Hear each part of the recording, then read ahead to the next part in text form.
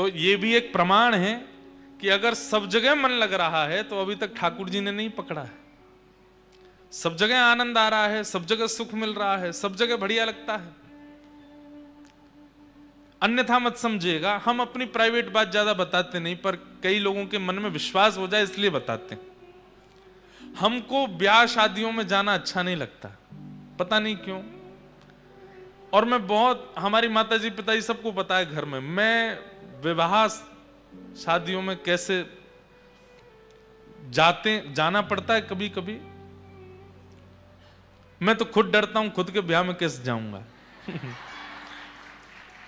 उसमें डर नहीं, मतलब ऐसा लगता है कि जोड़ी तो हमारे प्रिया प्रियतम की ही अच्छी है। अब चाहे जो कितना भी कोई दुल्हा सज धज के आ जाए, कितना भी कोई दुल्हन बढ़िया 2.5-3 किलो मेकअप लगा लावे, बढ़िया है, ठीक है, मंच पे वो लोग खड़े होते हैं, खूब पटाखे फूटते हैं, सब होता है, पर पता नहीं क्यों ऐसा लगता है कि नहीं, युगल तो हमारे प्रिय प्रियतम ही हैं, उनका ब्याह होला हो, उनका हो। अब सब कहता तो हूं मैं, कभी ना कभी हमारो ब्याह होएगा तो ये सब तो होएगा, पर मन में एक भावना आती है, नहीं मुझे ज्यादा रुचिकर लगता। और ब्याह में भी नहीं, किसी के पारिवारिक उत्सवों में मेरे को रुचि नहीं आती। जैसे लोग अपना जन्म उत्सव मनाते हैं, कई लोग फोन करके कथा भी इसीलिए कराते हैं कि हमारे इनके जन्मोत्सव में कथा, तो मैं फिर उनको फिर 2-3 साल बाद की तिथि दिलवाता हूं। बोले जन्मोत्सव तो अगले साल है 50वां। मैंने की कोई नहीं, हम 53वें जन्मोत्सव में करेंगे कथा। मन थोड़ा कम लगता है, और शायद यही एक स्थिति होगी जिसके कारण अब कथा करते हैं, थोड़ा असर तो जीवन में पड़ता है ना, तो व्यवहारिक पारिवारिक व्यवहारिक जो क्रियाएं होती हैं उनमें कम रुचि बनती है। वो बनेगी ही, इतनी कथा कहते हैं, ठाकुर जी की सेवा करते हैं, तो कुछ तो असर पड़ेगा ना। और भी कई ऐसी स्थितियां हैं जिनमें रुचि कम लगती है। तो ये होता ही है, ठाकुर जी जिसको अपने पास खींचने लगते हैं धीरे धीरे, वो धीरे धीरे संसार की कई स्थितियों से अलग होता चला जाता है, थोड़ा विलग होता चला जाता है। सजल श्याम घन वरण लीन है, फिर चित अनत न भटक्यो, मेरो मन गिरधर छवि पे अटक्यो। तो श्री नाहरमल जी महाप्रभु जी के वियोग में इतने व्याकुल रहने लगे, 32 वर्ष हो गए उनको दूर रहे रहे, अब उनसे रहा नहीं गया। अब तो हाथ पांव जोड़े पूरे परिवार के, बोले मैं जा रहा हूं। और सब कुछ होते हुए भी सब छोड़ छाड़ करके वृंदावन आ गए। और जैसे ही वृंदावन पहुंचे, आहा, सीमा में प्रवेश करते ही मानो जैसे भूख प्यास निद्रा सब प्राप्त हो गई हो, नृत्य करने लगे, आनंदित हो गए। ये आनंद है। आज सोने में आनंद आता है, खाने में आनंद आता है, पीने में आनंद आता है, पर वो आनंद नहीं, वो सुख है। बिना निद्रा के, बिना भोजन के, बिना पानी के आपको सुखी करने की सामर्थ्य केवल ठाकुर जी के धाम और ठाकुर जी की लीला और ठाकुर जी के दर्शन में है। निद्रा की इच्छा नहीं होगी। सुबह सुबह 4 बजे मंगला दर्शन होते हैं, 3 बजे लोग पहुंच जाते हैं, सोते कब हैं? सोए कब? हमारे श्री प्रेमानंद जी महाराज 2:30 बजे 3 बजे 4 बजे निकल पड़ते हैं। पहले तो 2:30-3 बजे निकलते थे। मैं कहता बाबा सोवे कम है, कब सोते हैं? और उठ जाते हैं, उठ करके फिर पूरे दिन का उनका क्रम है, बहुत कम। निद्रा कम हो जाती है, भोजन कम हो जाता है, जल कम हो जाता है, व्यवहार कम हो जाता है, लेकिन मुखमंडल का तेज, हृदय का आनंद, वाणी में सरसता, और बस उपस्थिति से सबके चित्त में सकारात्मकता सब प्रकट हो जाती है। क्यों? क्योंकि चित्त में आनंद है। और वो आनंद तभी प्रकट होता है जब ठाकुर जी वर्ण करते हैं। आपके वर्ण करने से नहीं होगा। आप कितनों पकड़ो ठाकुर जी को, ठाकुर जी आपको पकड़ लें। सब छोड़ छाड़ करके वृंदावन आ गए, और वृंदावन आकर के नाहरमल जी ने जैसे ही श्री राधा वल्लभ जी के दर्शन किए, हितरवंश महाप्रभु के दर्शन किए, बस नेत्रों से अश्रुपात होने लगा। अब भले ही मेरे प्राण निकल जाएं। क्यों? सर्वस्व प्राप्त हो गया। महाप्रभु जी बोले, अरे नाहरमल तू काय को आ गए हो? सब तो हतो तेरे पास देवबन में, परिवार आदि सब। बोले सब हते, आप नहीं थे। सब थे, राधा वल्लभ जी नहीं थे, इसलिए आ गया। तो आनंद किसको कहते हैं? जहां सीमा पार हो जाए, लिमिट क्रॉस हो जाए, अवधि पार हो जाए, और तब भी आनंद घटे ना, तब भी वह प्रसन्नता घटे ना, उसको आनंद कहते हैं। और वही श्री कृष्ण है। पानी पूरी अच्छी लगती है, 10 पानी पूरी खा लो, 11 खा लो, 12 खा लो, 13वीं 14वीं में यम दिखने लगेंगे, ठाकुर जी नहीं दिखेंगे। रसगुल्ला बढ़िया लगते हैं, 6-7 खा लो, 8वें 9वें में यमदूत दिखने लगेंगे। वो रसगुल्ला ही यमराज जैसा लगेगा, भैया अब मत दो, ले जाओ, अब नहीं खाना। पर ठाकुर जी की भक्ति, ठाकुर जी की कथा, 3, 4, 5 घंटे निकल गए अगर कथा सुनते सुनते, उसके बाद घड़ी देख के चौंक जाएंगे, अरे 5 घंटे हो गए, मैं बैठा ही हूं, मैं सुन ही रहा हूं, मैं कैसे सुन सकता हूं? और उस समय पर अपने आप पर आश्चर्यचकित होकर के आपके नेत्रों से अश्रुपात हो जाए, वही आनंद है, वही श्री कृष्ण है। जहां अवधि पार हो जाए फिर भी सुख लगे, वही श्री कृष्ण। ऐसे भगवान के 3 रूप हैं, सत्य, चैतन्य और आनंद। 3 भगवान के कर्म हैं, विश्व की उत्पत्ति, पालन और संहार। उत्पन्न करना, फिर उसको पालन करना, अंत में संहार कर देना। तापत्रय विनाशाय, 3 प्रकार के तापों का जो नाश करते हैं, ऐसे श्री कृष्ण को हम बारंबार प्रणाम करते हैं। श्री कृष्णाय वयम नमः। बंधुओं, महात्म की चर्चा में सबसे पहले सौनकादि ऋषि 88,000 सौनकादि ऋषियों ने सूत जी महाराज से प्रश्न किया, भगवान भगवत प्राप्ति का कलिकाल में सर्वोत्कृष्ट साधन क्या है? ठाकुर जी को प्राप्त करने का कलयुग में सबसे श्रेष्ठ साधन क्या है? तब श्री सूत जी महाराज कहते हैं, श्रीमद् भागवती वार्ता, भागवत की कथा। आप चाहे हम खुद अनुष्ठान करते हैं, खुद यज्ञ करते हैं, खुद सब कुछ करते हैं, पर सबकी एक अवधि है, उतना ही करते हैं, पर बाकी के समय केवल और केवल कथा में ही रहते हैं। श्रीमद् भागवत की कथा सुनिए और उसको पालन करने लग जाइए, इसी से ही ठाकुर जी मिल जाएंगे। तत्श्रवणवन प्रपठन विचारण परो भक्त्या विमुच्येन नर। भागवत जी का आश्रय ले लीजिए, कथा से ही ठाकुर जी मिल जाएंगे। एक काशी में ब्राह्मण थे, बचपन से ही उनको भागवत जी पढ़ने का शौक लग गया। बताओ, ऐसे शौक लगे तो कितना अच्छा। वही भागवत जी हैं, लेकिन एक आश्चर्य की बात है, हर बार भागवत जी का अध्ययन करने में आपको नई लगेंगे। ये भागवत जी का आधुनिकता है। जितनी बार आप सुनोगे, जितनी बार आप पढ़ोगे, जितनी बार आप अध्ययन करोगे, उतनी बार भागवत जी नवीन हो जाती हैं। पुरा अपि नवम इति पुराणम, इसीलिए पुराण है। और पुराण भी नहीं है, महापुराण है।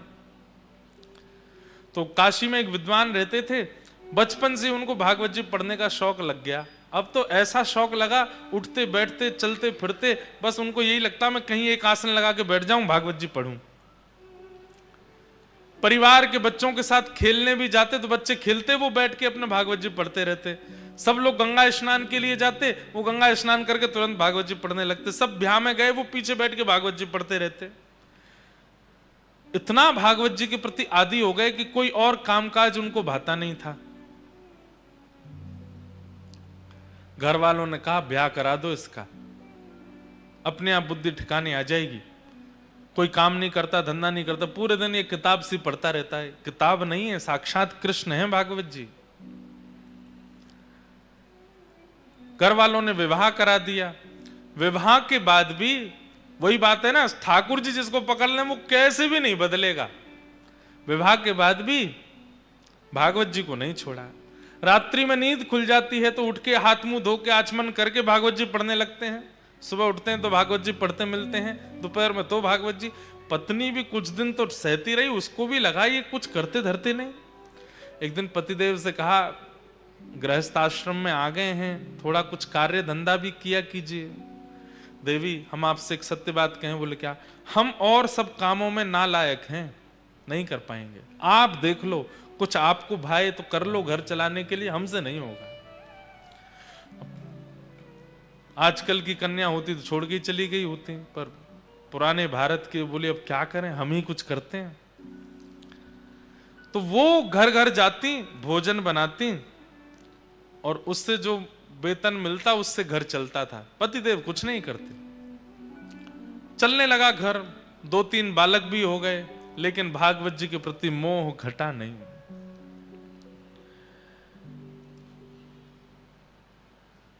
एक दिन कुछ संत आए घर में।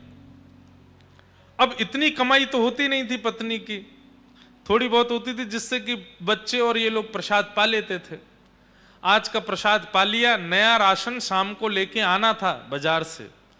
उसी बीच में संतों की टोली आ गई। और प्राचीन भारत में संत जन बता करके पूछ करके नहीं आते थे, बस आ जाते थे। और द्वार पर आकर के बस प्रार्थना भी नहीं, द्वार पर आकर के बस कहते थे कि हम इतने संत हैं, हमारी व्यवस्था करो। अब घर, उस समय के भारत के लोग पूछते भी नहीं थे, व्यवस्था करते थे। संत आए, संत आ गए, आकर के घर में बैठ गए। पत्नी ने प्रणाम किया, पतिदेव भी आए, प्रणाम किया दोनों ने। बोले भगवान बड़ी कृपा। बोले हम 12 मूर्ति संत हैं, अयोध्या से आए हैं काशी दर्शन करने। आपके घर के बाहर तुलसी वन देख करके, गैया देख करके हमको लगा कोई विप्र ब्राह्मण हैं, हम 12 संत प्रसाद पाएंगे, तैयारी करो। अब पत्नी दौड़ी रसोई में, पीछे से ब्राह्मण देवता भी आए, देवी बनाओ। बोलो कहां से बनाए, सब तो खत्म हो गया, राशन लेकर के आना है। तो बोले 2 पैसा ले आए राशन। बोलो कहां से दें, सब खर्च हो गया इस महीने का, इस महीने की पगार अभी मिली नहीं, कल मिलेगी, फिर राशन आएगा, फिर बनेगा। पत्नी तो व्याकुल हो गई, मैं हमेशा संभाल लेती हूं, इस बार आप संभाल लीजिए कुछ। अब पतिदेव बोले देवी तुम तो जानती हो हम तो कुछ करते धरते नहीं, हम पे तो 1 रुपया भी नहीं है, कैसे हम कैसे संभालें, कुछ तो कीजिए। कहीं से भी संत जन बैठे हैं, इधर जामे उधर जामे सब, लेकिन कोई व्यवस्था नहीं बनी। बहुत देर हो गई तो संत समझ गए कि यहां कोई व्यवस्था नहीं है, संकोच में ये हमसे बोल नहीं रहे हैं। संत जन अपने आसन लेके उठ गए, बोले बिटिया फिर कभी आएंगे, आज के लिए जैसे आराम, कह करके चले गए। लेकिन आज इतने वर्ष बाद आज उसको बड़ी ग्लानि हुई और अपने पति से लड़ने लगी। आज आप भी अगर कुछ काम धंधा कर रहे होते तो घर की इतनी बुरी स्थिति नहीं होती। मैं घर घर जाती हूं, रोटी बनाती हूं, पगार मिलती, घर चलाती हूं, बच्चों को पढ़ाती हूं। अगर आप भी कुछ कर रहे होते तो कम से कम इतनी व्यवस्था तो होती कि कभी संत महापुरुष आ जाएं तो प्रसाद पवा दें। बस पूरे दिन भागवत जी भागवत जी भागवत जी। अरे बचपन से अब तक आप इतना भागवत जी का अध्ययन करते आए हैं, क्या दिया भागवत जी ने हमको? कुछ भी तो नहीं। आप कहते हैं इनको किताब मत बोलो, पुराण मत बोलो, ग्रंथ मत बोलो, कृष्ण है, कृष्ण है तो देते क्यों नहीं कुछ भी? इतना जीवन आपने समर्पित कर दिया, अपनी पत्नी का ध्यान नहीं रखते, बच्चों का ध्यान नहीं रखते, अपने पूरे खानदान का ध्यान आप नहीं रखते, पूरे दिन वो कृष्ण रूपी भागवत में लगे रहते हैं। क्या दिया भागवत जी ने हमको? जिस घर से संतों को भूखा जाना पड़ता हो, ऐसे घर में भागवत जी को मैं कृष्ण नहीं मानती। देवी ऐसा मत बोलो, तुम अभी जानती नहीं, वो साक्षात श्री कृष्ण है। मैं जब अध्ययन करता हूं मुझे नृत्य करते हुए, बोलते हुए श्री कृष्ण दिखाई देते हैं। तो ऐसा है, फिर आज एक काम कीजिए। बोले क्या? अपनी उठाइए भागवत जी और चले जाइए, घर में संभाल लूंगी, बच्चों को मैं संभाल लूंगी, सर्वस्व आपकी भागवत जी हैं। जिन भागवत जी के कारण हमारे पति की स्थिति ऐसी, संतों को भूखा जाना पड़े, मैं उनको अब घर में नहीं रखने दूंगी। इतनी बड़ी बात हो गई। पत्नी के इतना बोलने पर पतिदेव बोले, दुनिया कृष्ण को घर में बुलाती है, तुम घर से निकाल रही हो। देवी, इससे ज्यादा अब मैं सुन नहीं सकता, अब तुम रहो अपने बच्चों के साथ प्रेम से, मैं चलता हूं। अपनी पोथी उठाई और रोते बिलखते, ब्राह्मण देवता मेरे कृष्ण हैं, मेरे ठाकुर जी हैं, हृदय से लगा करके निकल गए। गंगा के तट पे जाके बहुत रोए, बोले मुझे कुछ भी बोल देती, मेरे को मार भी दे, पीट भी दे, मैं सह लूंगा। हे ठाकुर जी, हे भागवत जी, आपके लिए क्यों कहा, मुझसे ये सहन नहीं होता।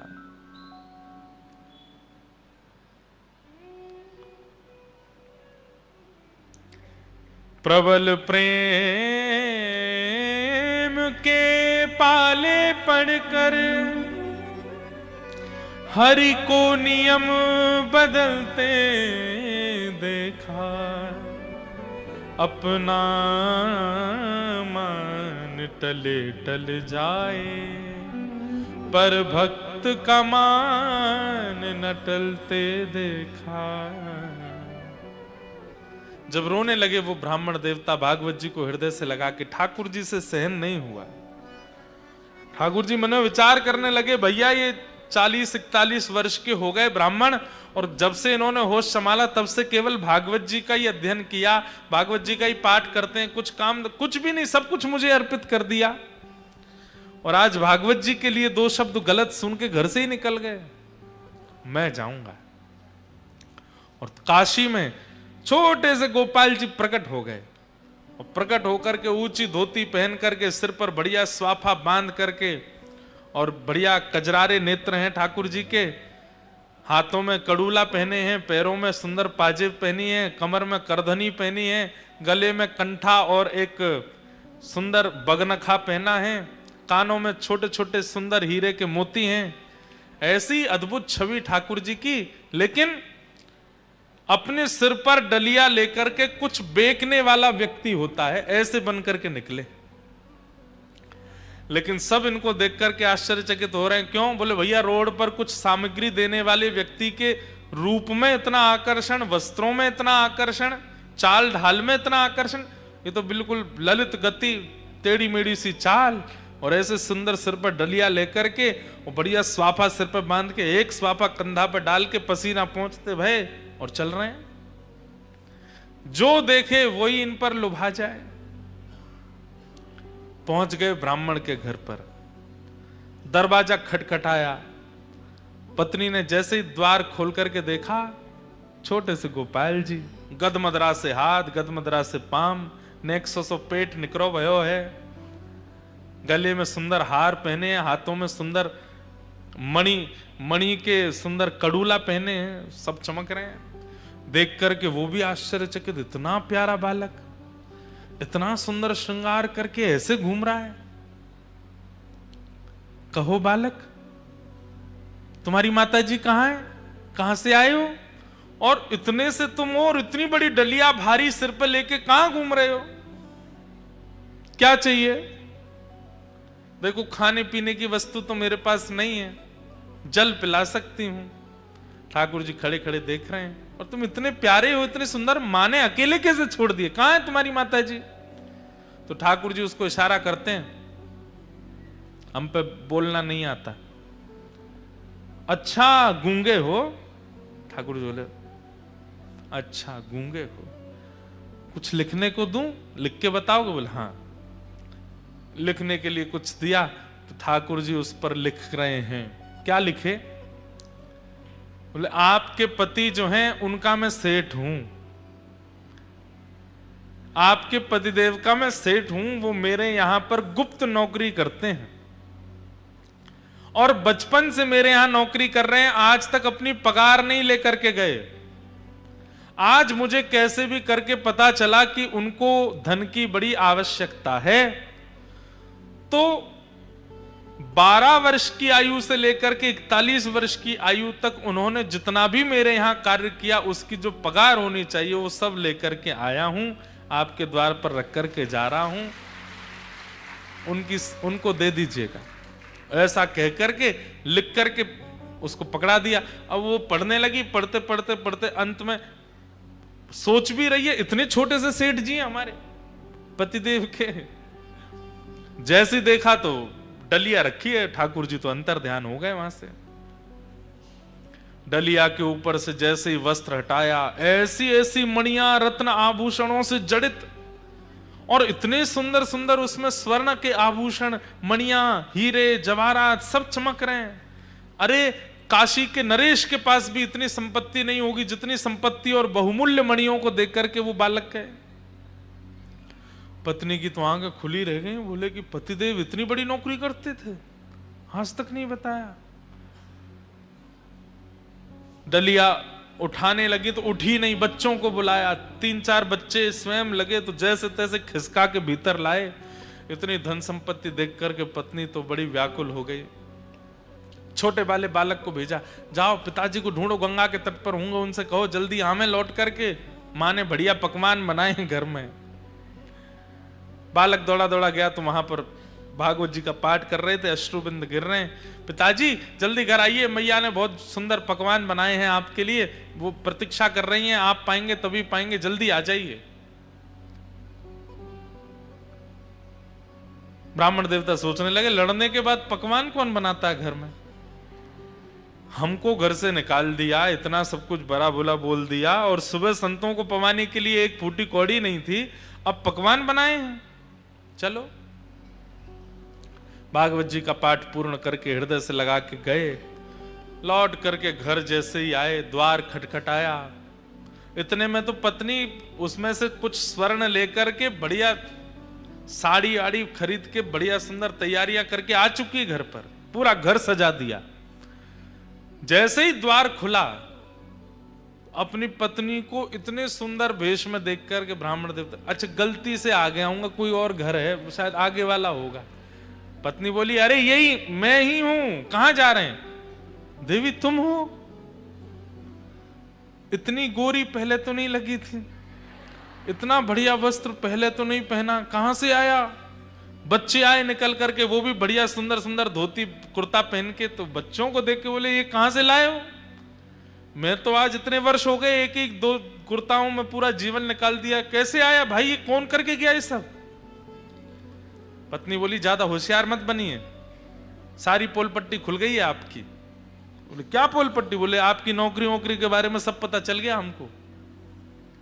पतिदेव बोले, कौन सी नौकरी, हम कुछ नहीं करते। अच्छा आओ भीतर आओ। भीतर ले जाकर के डलिया रखी थी कमरे में, खोल के दिखाया, देखिए रत्नों की चमकाहट देख करके बोले, देवी कहां से चोरी करके लाई हो? बोले चोरी नहीं करके लाई हूं, आपका मालिक आया था, गूंगा मालिक।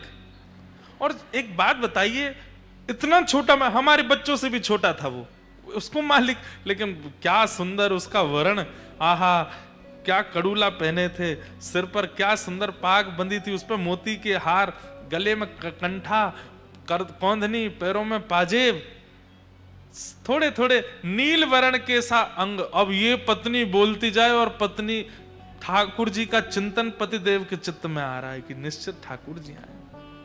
देवी तुम्हें कैसे पता? उन्होंने बताया। बोले कि लिख के दे के गए हैं। जब बोले मुझे दिखाओ कहां लिखा है।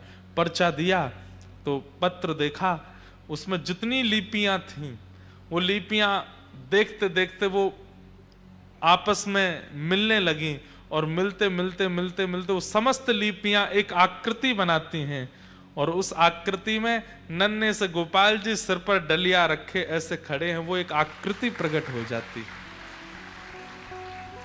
नेत्र सजल हो गए, बेहोश हो गए ब्राह्मण देवता। होश में आए तो रोने लगे। देवी वो कहां गए, कहां चले गए, मुझे बताओ ना। अरे सेठ जी हैं, तुम्हें तो पता होगी कहां है। अरे वो सेठ मेरे नहीं है, पूरे विश्व के सेठ हैं, साक्षात ठाकुर जी आए थे। और ये जो बात कहकर के गए ना कि मैंने जीवन भर उनके यहां नौकरी की है, ये भागवत जी ही, मैं अकिंचन भाव से भागवत जी का जो पाठ करता था उसी का वो पूर्ण जो भी मैंने किया है उसका वो सब वेतन देने के लिए आए थे। श्रीमद् भागवत जी को तुम कृष्ण नहीं मानती, वो भागवत जी कृष्ण स्वरूप ही आए थे और ये सब दे करके गए। श्रीमद् भागवत ग्रंथ नहीं है, पोथी नहीं है बंधु, आज आ गए हैं। प्रयास कीजिएगा, अपना आसन संग लेकर के आइए, जिस स्थान पर बैठे हैं नित्य उसी स्थान पर बैठिए, एक एक शब्द ध्यान से सुनिए और सुनने के बाद अपने जीवन में उतारना प्रारंभ कर दीजिए। एक क्षण की भी कथा छूटे ना। आप अनुभव करेंगे 8वें दिन से ही स्वप्न में, अनुभव में, किसी कृपा से ठाकुर जी की अनुभूति होने लग जाएगी। भागवत जी की ऐसी कृपा है। श्रीमद् भागवत साक्षात कृष्ण की प्राप्ति कराती है। 5 वर्ष की भागवत जी की सेवा का फल हमको मिला। श्री गिरधर लाल जी 5 वर्ष की सेवा होते ही गिरधर लाल जी मिल गए। 5 साल हुए थे कथा करते हुए, तब लाल जी आए। उसके बाद 5 साल और हो गए, 10 साल हो गए। अब 5 साल होते ही अब जनवरी में श्री जी भी आ जाएंगे, तो श्री राधा गिरधर लाल हो जाएंगे। हम तो अपना प्रमाण दे रहे हैं कि हमें 5 वर्षों में ठाकुर जी कुछ कुछ प्रदान कर देते हैं अपने रूप को। आपको नहीं देंगे, सबको देंगे। भागवत जी कृष्ण है। सूत जी महाराज कहते हैं, काल ब्याल मुखग्रास त्रास निर्णास हेतवे श्रीमद् भागवतम शास्त्रम कलौ कीरेण भाषितम। भागवत जी ही कलयुग में कृष्ण प्राप्ति करा सकती, उनका आश्रय ले लो। तब पूछा गया कि इन भागवत जी का आश्रय किसने लिया है, कृपा कर उनके बारे में बताओ।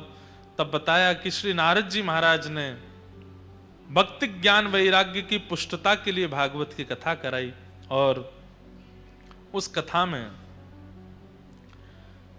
सनक सनंदन सनातन सनत कुमारों ने कथा सुना करके भागवत जी से भक्ति ज्ञान वैराग्य को युवा किया। भक्ति सुतौ तौ तरणौ गृहीत्वा प्रेमैक रूपा सहसा विरासित श्री कृष्ण गोविंद हरे मुरारे हे नाथ नारायण वासुदेव नाथेति नामानि मुहुः वदन्ति। बंधुओं, चाहे वो मीराबाई हूं, चाहे वो सूरदास हूं, चाहे आपके नरसिंह मेहता हूं, श्रीमद् भागवत जी का आश्रय सबने लिया। हमारे स्वामी श्री हरदास जी महाराज तो वो कैसे पंक्ति में एक में कहते हैं कि प्रथम सुने भागवत भक्ति रस मुखवाणी, ऐसे करके है ना। हो तो हमको भेजना, हम सुनाएंगे। स्वामी श्री हरदास जी महाराज जिन्होंने श्री कुंज बिहारी लाल जी को वृंदावन में प्रकट किया, उन्होंने 7 सोपान बताए, बहुत सुंदर हैं। अभी हमारे पास आ जाएंगे तो आपको बताएंगे। 7 सोपान बताए। उनमें सबसे पहला सोपान, सोपान मतलब सीढ़ी, कृष्ण प्राप्ति की, भगवत प्राप्ति की 7 सीढ़ी हैं, उसमें सबसे पहली सीढ़ी बताई भागवत जी। कोई व्यक्ति सीधे नाम आश्रय ले ले, कोई व्यक्ति सीधे धाम आश्रय ले ले, कोई व्यक्ति सीधे सेवा आश्रय ले ले, लेकिन भागवत जी का आश्रय अभी तक नहीं लिया है, तो हम स्पष्ट कह दें, नाम में भी अपराध बनेगा, धाम में भी अपराध बनेगा, सेवा में भी अपराध बनेगा। सबसे पहले भागवत जी का आश्रय, प्रारंभ यहीं से। और एकाध कथा में नहीं, अनेक कथाओं को अपने चित्त में धारण करे और बस सुनता रहे, सुनता रहे, सुनता रहे, सुनता रहे। जब जब अवसर मिले सुने। एक दिन ऐसा आएगा, ठाकुर जी स्वयं आज्ञा करेंगे, शब्द सुनाई देगा, या चित्त में व्याकुलता प्रकट हो जाएगी कि अब कथा जीवन में आगे, अब नाम चाहिए। वो व्याकुलता से फिर नाम का आश्रय लो, दीक्षा ले लो, गुरु दीक्षा लो, नाम आश्रय लो, जो भी आपको, मंत्र आश्रय लो, नाम आश्रय लो। अब आप अष्टाक्षर मंत्र करते हैं या कोई भी मंत्र करते हैं, लेकिन भागवत जी नहीं सुनते, तो आपके मंत्र जाप में, नाम जाप में होता है ना, कई लोग, महाराज जी मन नहीं लगता, नींद आ जाती है, इधर उधर मन चला जाता है, माला छूट जाती है, हाथ से गिर जाती है, पूरी होते होते होते फिर हाथ से छूट जाती है, फिर ढूंढते हैं, शुरू से करते हैं। ये सारे अपराध क्यों बनते हैं? क्योंकि नाम आज्ञा कर रहे हैं, बोले पहले भागवत जी की शरण लो, पहले समझो तो सही कि भागवत का स्वरूप क्या है। तो सबसे पहला आश्रय भागवत जी का लेना है। तो स्वामी जी महाराज क्या आज्ञा करते हैं, सुनो।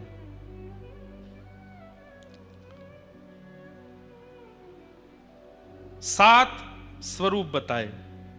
वैसे तो श्री हरिदास परंपरा में जिनकी दीक्षा है उनके लिए प्रमाणित है, परंतु वृंदावन से स्नेह रखने वाले, भगवत प्राप्ति करने वाले सब लोग इन सात भावनाओं को जरूर सुनो। प्रथम सुने भागवत भक्त मुख भगवद वाणी, द्वितीय आराधे भक्ति व्यास नव भांति बखानी, तृतीय करे गुरु समुझ दक्ष सर्वज्ञ रसील्यों, चौथे होए विरक्त बसे बन राज जसे, पंचे भूले देह सुध छठी भावना रास की, साते पावे रीति रस श्री स्वामी हरिदास की। बहुत ध्यान से सुनो। प्रथम सुने भागवत। सबसे पहले भागवत जी का आश्रय लेना चाहिए। अगर सब अपराधों से बचना चाहते हो तो कथा किनसे सुने? भक्त मुख। वक्ता जो हो वो स्वयं भी भक्त होना चाहिए, स्वयं भी सेवक होना चाहिए ठाकुर जी का। भक्त मुख से, ब्राह्मण मुख से भागवत की कथा सुनो। अब कई वक्ता हैं, किसी की निंदा नहीं, पर वो शब्द ब्रह्म में तो बड़े परिपक्व हैं, लच्छेदार वाणी बोलेंगे, एक से एक बढ़िया बात बोलेंगे, लेकिन स्वयं के निज जीवन में भक्ति नहीं है। उसकी वाणी से किसी में भक्ति नहीं आएगी। वाहवाही हो सकती है कथा में, पर चित्त में भक्ति तो तभी आएगी जब बोलने वाले के भी चित्त में भक्ति हो। तो प्रथम सुने भागवत, पहले तो कथा सुने। दूसरा, द्वितीय आराधे भक्ति व्यास नव भांति बखानी। कथा सुनने के बाद फिर क्या करे? नवदा भक्ति का आश्रय ले। बोले कौन सी नवदा भक्ति? दो नवदा भक्ति हैं, एक तो रामायण जी में बताई गई हैं, प्रथम भगति संतन कर संगा, पर यहां पर स्वामी श्री हरदास जी महाराज कह रहे हैं उस नवदा भक्ति का पालन करो जो व्यास जी ने भागवत में बताई है। श्रवणम कीर्तनम विष्णु स्मरणम पाद सेवनम अर्चनम वंदनम दास्यम सख्य आत्मनिवेदनम। श्रवणम कीर्तनम विष्णु स्मरणम पाद सेवनम अर्चनम वंदनम दास्यम सख्य आत्मनिवेदनम, ये नवदा भक्ति। इन 9 भक्तियों को धीरे धीरे जीवन में लावे, कथा भी सुनता रहे और 9 भक्तियों को जीवन में चित्त में उतारना प्रारंभ करे, अगर कृष्ण प्राप्ति करना चाहते हैं तो। तृतीय करे गुरु समझी दक्ष सर्वज्ञ रसीलो। फिर इन चीजों के बाद क्या करे? बोले तीसरी चीज, अब गुरु बनावे, अब गुरु का आश्रय ले जीवन में। कई बार देखा देखी गुरु बना लेते हैं, किस कोई मित्र के साथ चले गए गुरु बना लिया, दादी पकड़ के ले गई दीक्षा दिला दी, पतिदेव की जिद थी इसलिए दीक्षा हो गई, या उनके नहीं। दीक्षा एक प्रकार का संबंध है गुरु के प्रति, एक जैसे पिता का संबंध वैसे गुरु। उससे पहले ये 2 चीजें होनी चाहिए, भागवत की कथा सुने और नवदा भक्ति का पालन करे। फिर तृतीय आराधे गुरु। और गुरु कैसे होने चाहिए? सर्वज्ञ रसीलो। गुरु कैसे होने चाहिए? बोले रस युक्त होने चाहिए, जिनकी वाणी में, जिनके शब्दों में, जिनके विचार व्यवहार में रस पक्ष मजबूत हो, ठाकुर जी की रस वार्ताएं हों, उनको गुरु बनावे। दक्ष सर्वज्ञ रसीलो। चौथे होए विरक्त। और फिर गुरु दीक्षा लेने के बाद फिर चौथा काम क्या करे? बोले चौथे होए विरक्त बसे बन राज जसे। फिर धीरे धीरे गुरु दीक्षा के बाद अब योजना बना लेनी चाहिए। बोले क्या? अब वृंदावन बसना है, अब धीमे धीमे धीमे धीमे धीमे धीमे वृंदावन की वास की इच्छा प्रकट होनी चाहिए चित्त में। सबसे धीरे धीरे विरक्ति आवे, संसार के जितने उपभोग आदि हैं धीरे धीरे उनको छोड़ना प्रारंभ करे, और फिर वनराज वृंदावन में बसने का प्रयास करे। देह से वृंदावन में नहीं बस पा रहे हैं तो फिर वृंदावन को चित्त में विराजमान करे, चित्त में वृंदावन आवे। ये चौथी स्थिति। चौथे होए विरक्त बसे बन राज रसीलो, और पंचे भूले देह सुध, अपनी शरीर की सुध भूल जाए। पंचे भूले देह सुध, और देह सुध भूल करके बस सेवा में निमग्न हो जाए। अभी हमको देह स्थिति पता है, कब सोना है, कब उठना है, क्या खाना है, कैसे खाना है, क्या पहनना है। तब ऐसी हो जाए बस कृष्ण मन कृष्ण तन, कृष्ण ही हमारो धन, आठों याम उदों में कृष्ण ही सब काम है। तो पंचे भूले देह सुध, छठी भावना रास की। और देह सुध भूलने के बाद छठवीं स्थिति क्या करे? बोले अब रास का चिंतन करे। रास राशेश्वर भगवान आए हैं और मैं एक रास की गोपी हूं, ठाकुर जी के साथ रास बिहार में प्रवेश करना है। छठे भावना रास की, साते पावे रीत रस श्री स्वामी हरिदास की। और ये 6 भावना यदि आपने धारण कर ली तो 7वीं स्थिति में जो रस, रीति रस, जो रीति, जो पद्धति स्वामी श्री हरिदास जी की है, जिससे बिहारी जी प्रसन्न होकर प्रकट हो गए, वो आपको प्राप्त हो जाएगी। पर इन 7 का प्रारंभ कहां से है? अच्छा एक बात बोलूं, आप कहोगे महाराज जी हम तो लिख ही नहीं पाए, भूल गए, आपने 7 क्या बताए? अरे पहला याद है ना, प्रथम सुने भागवत भक्ति रस, प्रथम सुने भागवत भक्त मुख भगवत वाणी, बस ये याद है ना। भागवत जी का आश्रय ले लो, बाकी की 6 स्थिति भागवत जी प्रदान कर देंगे, भागवत जी कृपा कर देंगे। भागवत जी का आश्रय ले। भक्ति ज्ञान वैराग्य तीनों युवा हो गए भागवत जी के आश्रय से। तभी एक धुंधुकारी नाम के व्यक्ति की कथा सुनाई गई, जिसने अपने माता पिता के साथ अत्यंत द्रोह किया, मृत्यु के बाद प्रेत बन गया। माता पिता से द्रोह करता है, व्यसन करता है, परिस्त्री गमन करता है, छल कपट आदि ये सब काम स्थिति रखता है अपने जीवन की। मृत्यु के बाद ऐसे लोग ही भूत बनते हैं। भजन बिन नर मर गट के भूत। भूत कौन बनता है? प्रेत कौन बनता है? सबसे पहला जो माता पिता से बैर करता है। मां कैसी भी हैं, पिता कैसी भी हैं, सीखिए प्रहलाद जी महाराज से। प्रहलाद जी का भजन श्रेष्ठ था, इसलिए नृसिंह भगवान आए, ये बात कहना उचित है। पर उतना ही उचित यह भी है कि इतने दुष्ट पिता होने के कारण भी प्रहलाद जी ने कभी अपने पिता के प्रति दूषित भावना नहीं रखी, इसलिए भी नृसिंह भगवान आए। प्रहलाद जी नित्य प्रणाम करते हैं अपने पिताजी को। भले ही मेरे पिता राक्षस हैं पर मेरे पिता हैं, नित्य प्रणाम करते हैं। इस भावना से भी ठाकुर जी प्रकट हुए कि वाह भाई प्रहलाद, तेरी पिता भक्ति पर मैं रीझ गया। इतना अत्याचार करने वाले पिता को भी तुम रोज दंडवत प्रणाम करते हो। अगर प्रहलाद जी खूब पुकारते और एकांत में बैठ करके कहते मेरे पिता तो दुष्ट हैं, मेरे पिता तो ऐसे हैं, मैं अपने पिता का मुख नहीं देखूंगा, अपने पुत्र को मारने का प्रयास करते हैं, तो शायद नृसिंह भगवान कभी नहीं आते। वो इसलिए भी आए हैं क्योंकि प्रहलाद अपने पिता में दोष नहीं देखता। जैसे भी हैं मेरे पिता हैं, ऐसी बुद्धि बच्चों को रखनी चाहिए।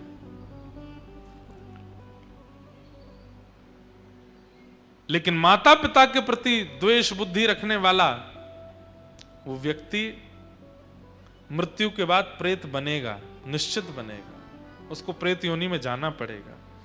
धुंधुकारी ऐसे प्रेत बने हैं, गया श्राद्ध करने से भी मुक्त नहीं हो पाए। तब सूर्य नारायण भगवान ने आज्ञा करके इनके भाई गोकर्ण जी से कहा भागवत की कथा कराओ, क्योंकि अत्यंत कठिन प्रेत योनि में गया व्यक्ति गया श्राद्ध से भी मुक्त नहीं हो पाएगा। उसके लिए तो भागवत की कथा ही करानी पड़ेगी। श्रीमद् भागवती वार्ता मुक्तिदानेन गर्जती, प्रेत पीड़ा विनाशिनी, प्रेत पीड़ा से मुक्ति प्रदान करने वाली तो भागवत की कथा है। तब श्री गोकर्ण जी महाराज ने अपने प्रेत बने भाई का संकल्प लेकर के कथा की, और 7 दिन की कथा होते ही श्री धुंधुकारी एक दिव्य रूप धारण की और विमान में बैठ करके भगवत धाम को प्रस्थान कर गए, प्रेत योनि से मुक्त हो गए। ऐसी भागवत जी की कथा। मैं यहां एक बात कहता हूं, मृत्यु के बाद प्रेत बनने पर भागवत जी जब मुक्त कर देती हैं, तो मरे हुओं को जब मुक्त करती हैं, हम तो जीवित हैं, हमको मुक्त नहीं करेंगी? निश्चित मुक्त करेंगी। इसलिए भैया ऐसी भागवत जी की शरण में आइए। आज प्रथम दिन कथा का महात्म को हम विराम देते हैं, विश्राम करते हैं। कल कथा 7 बजे से समय है, 7 साढ़े 7 के बीच में हम हर हाल में आ जाएंगे। कथा चलेगी 10 बजे तक, ताकि जो दूर से आ रहे हैं उनको जाने में कोई दिक्कत ना हो, वो सब भी जा सकें। प्रेम और भाव से सब लोग हमारे साथ का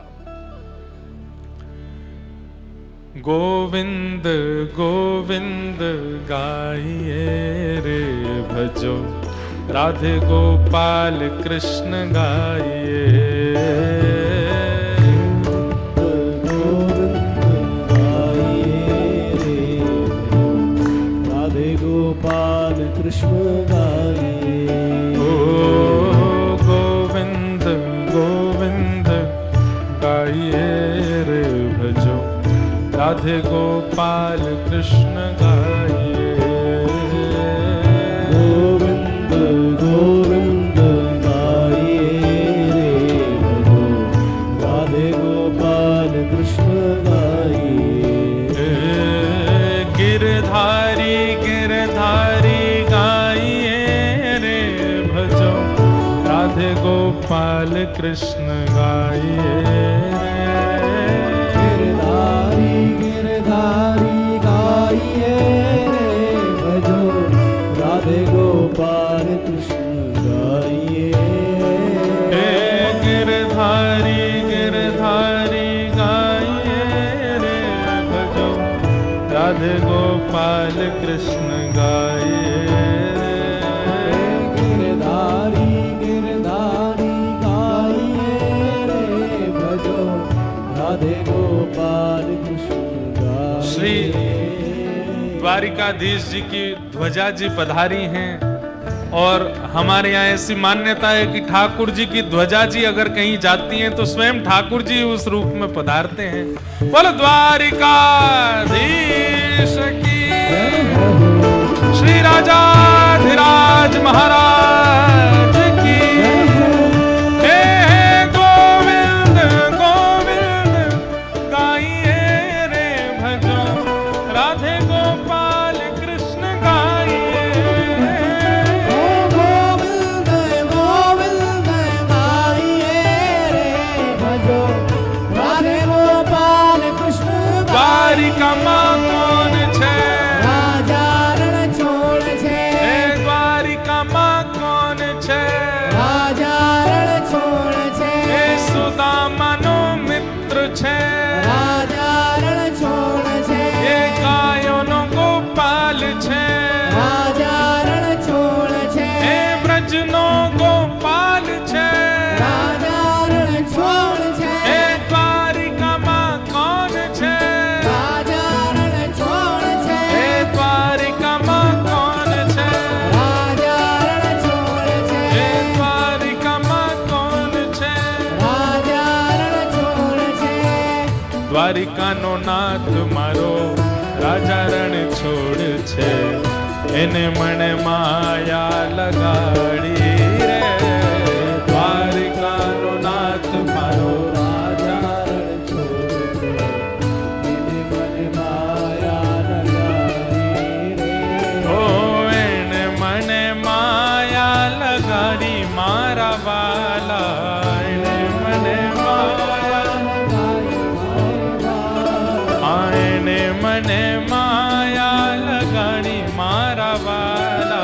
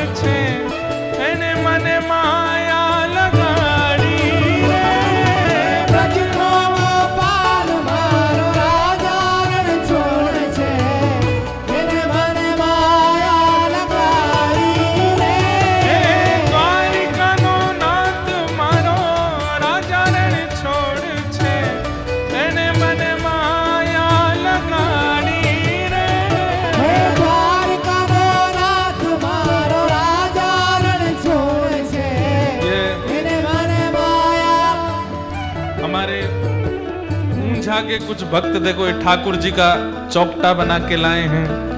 और ये कोई छोटे बालक हैं, इन्होंने राधा रमन जी और गिरधर लाल जी, राधा रमन जी और गिरधर लाल जी बनाए हैं।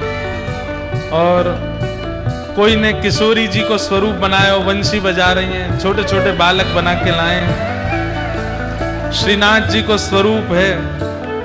और जे पता ना कोई कोई कौन है भैया ये तो हम जैसे लग रहे हैं नेक नेक। अपने ब्याह के काजे यही भेजूंगा मैं। सब बालक ये देखो, आहा ठाकुर जी रास बिहार कर रहे हैं, छोटे छोटे बालक ऐसे बना को लामे।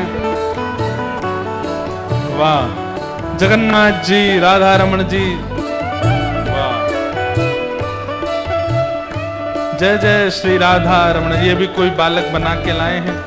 ऐसे सुंदर सुंदर चित्र बना के सब हमारे लाल जी के पास जामेंगे, लाल जी देखेंगे कौन कौन कहा बना के लायो। आप तो प्रेम से गाओ, हे द्वारिका माँ कौन छे, हे द्वारिका माँ कौन छे, क्यों ब्रजनो गोपाल छे, हे प्यारो गिरधर गोपाल छे, श्री राधा रमन लाल छे, प्यारो राधा वल्लभ लाल छे, श्री मदन मोहन लाल छे, श्री गोवर्धन नाथ छे, हे द्वारिका माँ कौन छे, हे द्वारिका माँ कौन छे। द्वारिकाधीश जी को प्रसाद भी आ गो, ध्वजा जी भी आ गए। यहाँ से श्रीनाथ जी हैं, यहाँ पे द्वारिकाधीश जी हैं, बीच में गिरधर लाल जी हैं। तीनों को सुंदर आनंद उत्सव मिलन हैरो है। हे घड़ी खम्मा घड़ी रे खम्मा मारा, द्वारिका ने नाथ ने घड़ी रे खम्मा। हे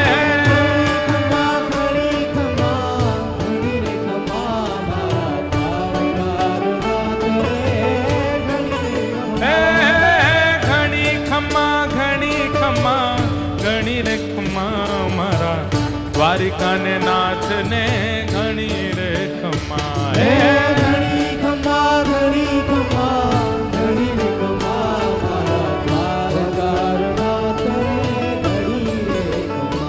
हे घड़ी खम्मा घड़ी रे खम्मा मारा, द्वारिका नो नाथ ने घड़ी रे खम्मा। हे घड़ी खम्मा घड़ी खम्मा घड़ी रे खम्मा मारा, द्वारका नाथ रे घड़ी रे खम्मा। श्री द्वारिकाधीश की